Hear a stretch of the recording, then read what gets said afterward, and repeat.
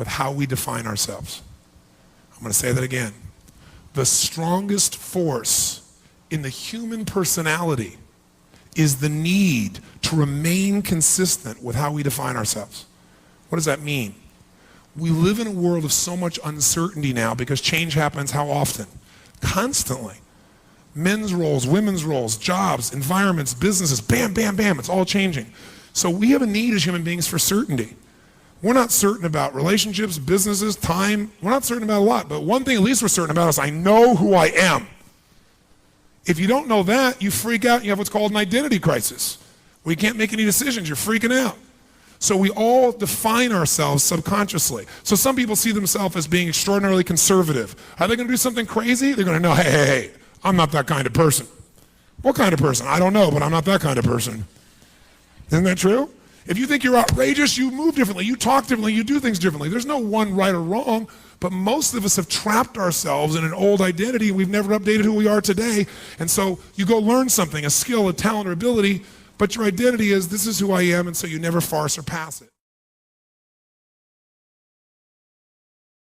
Before you. It can be the best financial time, the best emotional time, the best spiritual time of your life, but you better take control of your state. And if you think you're gonna do it just by today, you're wrong. You're gonna need to get yourself some rituals. Right now, every one of you in this room is controlled by your rituals. I don't just mean this one, I mean every morning you get up. I know your body, I can look at your body right now, and I can guess your rituals. Some of you, your rituals to work out 5 times a week, I can see it clearly. 4 to 6 times a week, it's obvious. Because you couldn't look like that if you didn't do that. Some form of workout, I don't care if it's walking, lifting, whatever. Some of you, it's obvious that lifting weights is part of it. You can see by that man's muscles. I know what his rituals are, because your life comes from your rituals. If you don't develop the ritual, you're kidding yourself. How many agree with me on this? Raise your hand, say I. And there are rituals that put you in state, and there are rituals that take you out of state. You have rituals in your relationship, you have rituals with your body, you have rituals around your finances, and the rituals that worked in the reaping time of fall in the markets and in business and in real estate, those rituals won't work now. If you do the right thing at the wrong time, you get pain.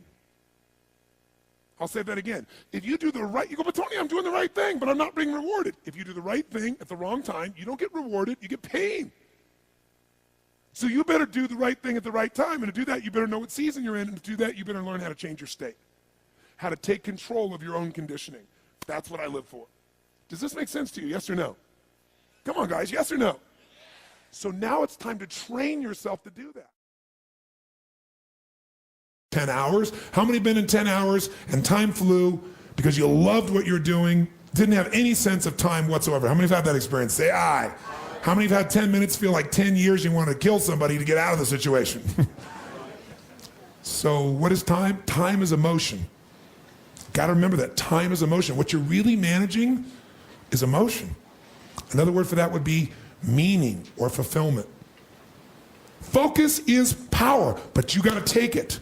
Take it back. Take back that power. And you got to know when you do have that focus, how to chunk it, how to group it so you're not overwhelmed. Let me show you how to make it simpler. When mass information's coming at you, you get overwhelmed. Most of us are great deletion creatures. We delete most of life. Right now, there are millions of things around you could be focusing on, thinking about, giving meanings to, making decisions about what to do. Millions.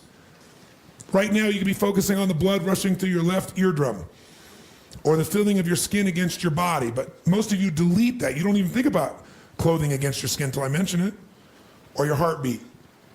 Most of the universe you've deleted because you go crazy if you try to think about it all. Because human beings have a limited amount they can focus on at one time. And most of your stress is because you're thinking about too many things at once. In fact, when people don't do things, it's not because they can't. It's not even because they don't want to. It's because of the way they are focusing on what I call chunking things.